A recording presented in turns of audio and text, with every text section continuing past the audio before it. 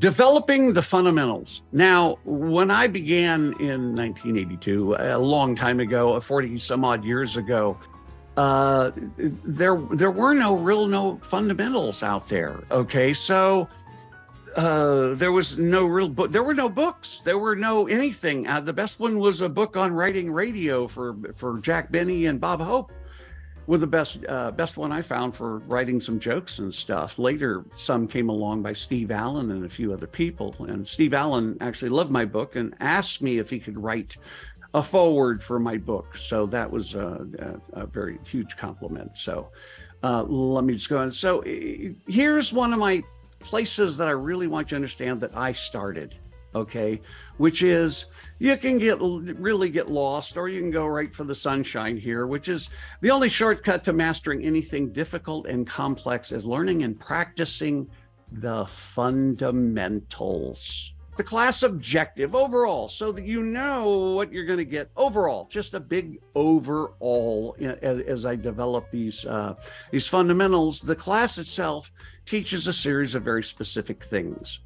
You will learn and practice the techniques and skills needed to write, organize, and perform a stand-up comedy routine. I think that's pretty much said in the title, but I wanted you to know that's what it's about. It's about that. You know, I have a very specific focus. I've got a lot of stuff to teach. What I'm teaching in this class is focused very much on this, as I will show you right now. First of all, you're going to learn joke structure, not joke structure you'll find on YouTube. My joke structure, Greg Dean's joke structure. We'll talk about that in a minute. Okay, you're going to learn to write jokes, edit and fix jokes, tell funny stories. There's a lot of fundamentals people don't realize that are really necessary for telling funny stories. Okay, because you can do a lot of things that mess up a very funny story and make a funny story unfunny. Assembling a routine seems obvious, but there's a lot of technique behind that as well. Managing your stage fright. Yes, there are things that once you learn them and know how to do them, the stage fright becomes more minimal. Okay, we'll talk about that in a minute. This is like a table of contents. You'll perform with confidence and have a routine. Have a routine at the end of this. Have a short routine, okay? And you'll know how you built it. It won't just be happenstance. Oh, you're going to learn all of these things that lead you to performing with confidence and having a routine at the end. So, very important, all these steps in here. How it all started in 1982. Back to developing the fundamentals in 1982, there were almost no fundamentals. I'm telling you, there was, okay, here's the one. There were a few, but not much. This was one of them. It was the two-list joke writing system. I learned it from another teacher, a couple of them actually, that were teaching joke writing, not stand-up, but teaching joke writing. Here's how it goes. So I just want you to understand these kinds of fundamentals and how clear they are. Okay, step one, pick a subject and make an association list.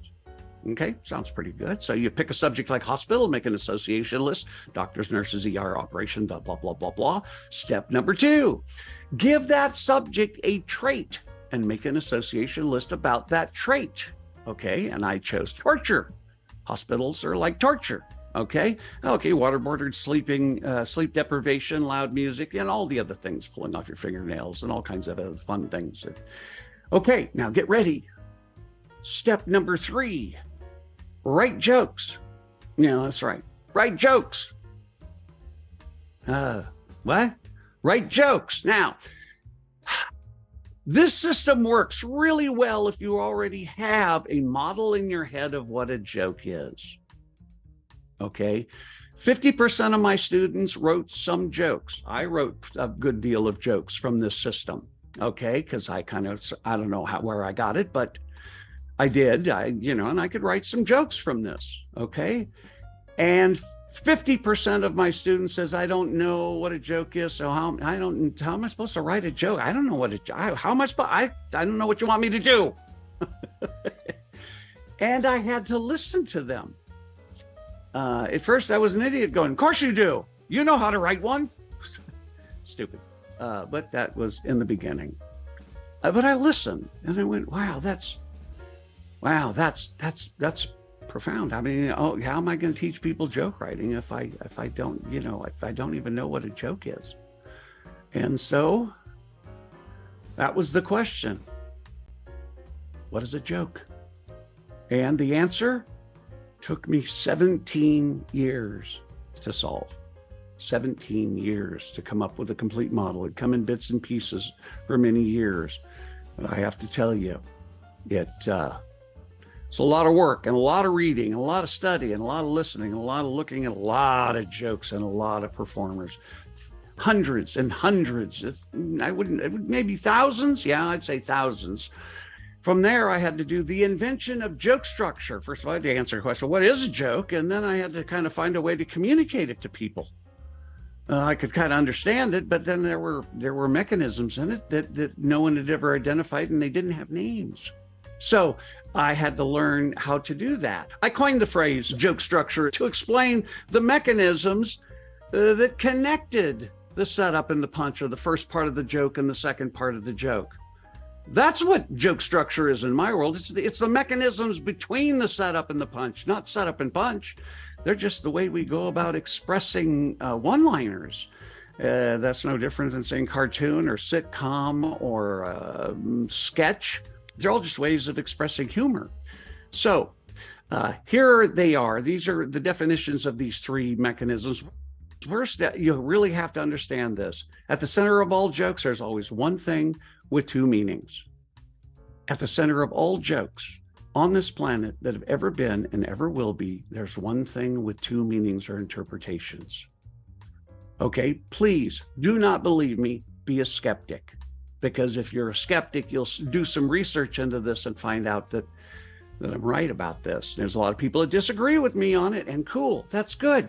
That's not a bad thing. It's a good thing, because it starts a dialogue and people start talking about it.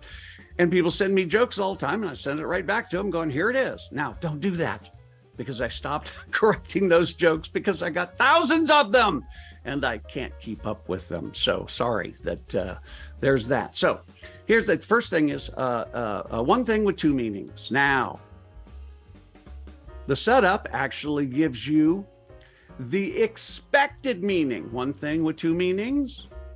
Okay, and that's how you misdirect an audience. They accept the expected meaning.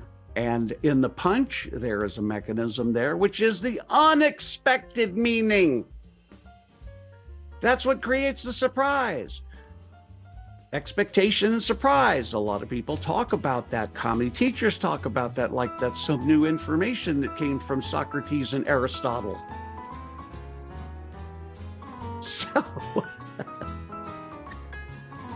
So these three things, keep these in mind, because as I go along, you're going to start to see how this relates